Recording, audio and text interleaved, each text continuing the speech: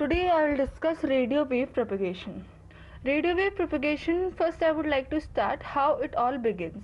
So this is the radio transmitter block diagram that you can see on your screens.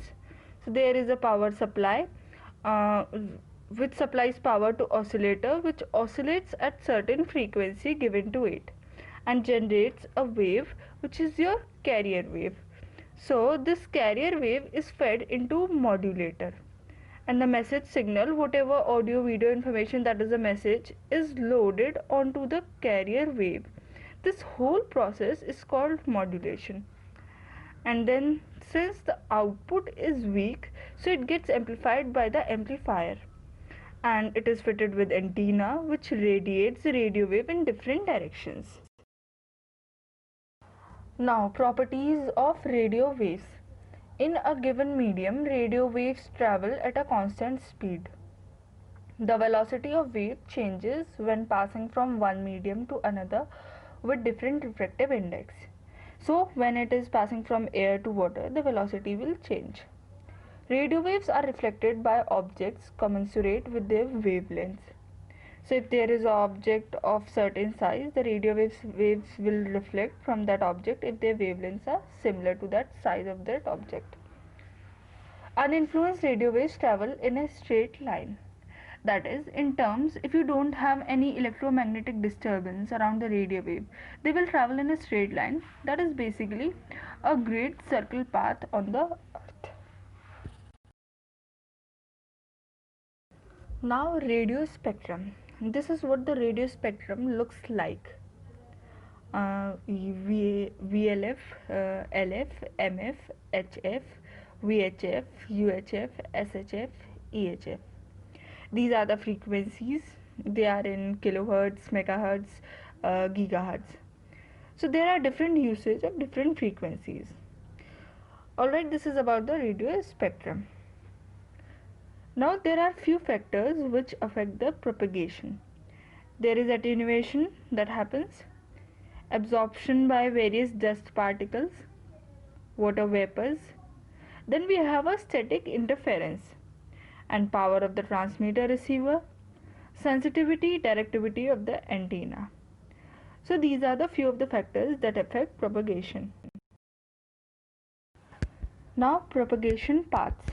There are 5 propagation paths we will discuss, and they are divided into 2, non-ionospheric and ionospheric. Non-ionospheric includes surface wave, space wave. Ionospheric includes sky wave, satellite, ducting. So this is what we will be discussing in this video.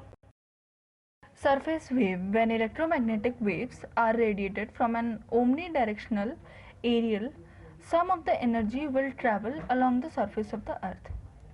These are called surface wave or ground waves. As simple as that. The range achievable is dependent on factors like frequency, surface on which wave is traveling, and the polarization of the wave. Alright, so this is what about is surface wave. Space wave. The space wave is made up of 2 parts, a direct wave and a reflected wave. At frequencies VHF and above, the radio waves propagate with line of sight. As you can see in the figure, direct wave is something where the transmitter and the receiver are in direct line of sight contact. Ground reflected wave is something where it gets reflected by the ground. Now what happens is direct wave have to be in line of sight. When receiver, which is at the corner, will not be able to receive the transmission of antenna because it's not in the range of this line of sight of radio wave. These space waves are line of sight properties. That's all about space wave. So we have discussed surface wave and space wave. These both are non-ionospheric methods of propagation. Okay.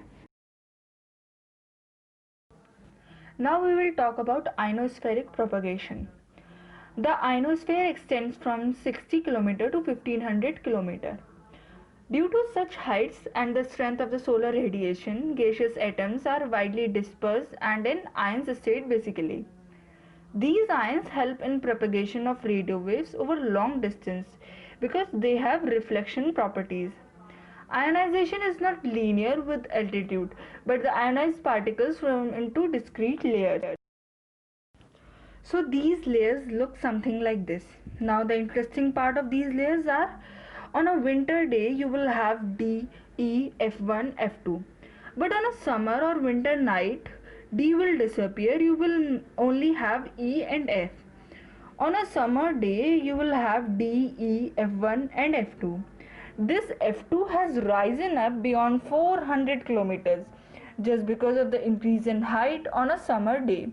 So the ionization levels are increased and the particles get excited, and they have achieved energy level which take them beyond 400 kilometers. So this is the reason you have this split.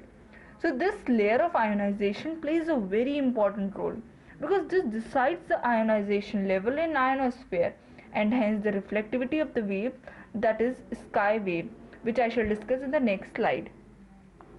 So it's important to know during the day and night it's pretty stable. But during dusk and dawn, where the transition is happening from night to the day, these layers coming and going, hence there is some interference and disruption. Now I will explain how the sky wave is actually working. So now the sky wave is something where you have a transmitter, as you can see Tx. If a transmitter is transmitting all the way, if it passes a critical angle where the total internal reflection occurs, then the wave returns to the surface. The wave which actually just passed through is called as escape ray. So at a certain point the transmitter will reach a wave at which critical angle exists, which will cause the ionized layer, that is in ionosphere, to reflect wave back to the earth. So this is called the first sky wave or critical ray. And the angle with the vertical of antenna on a normal to the surface is called your critical angle. This diagram talks about something called as dead space. From the point where surface wave is totally attenuated, that wave is going to travel some distance. Beyond that distance, the point where the first wave is returned is something called as dead space. And there will be no detectable signal in the dead space.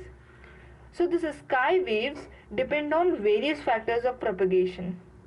It depends on ionization intensity.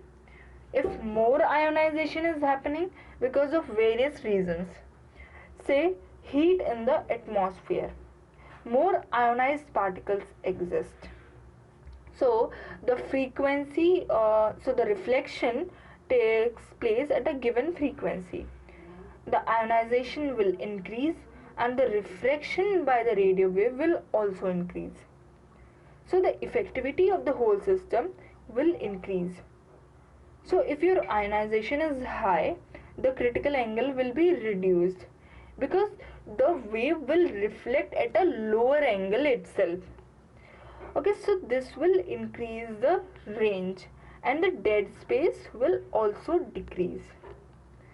So next what happens, let's say the effect of frequency. The higher the frequency, the lower is your range. The sky wave basically won't return. So height of layers also affect obviously.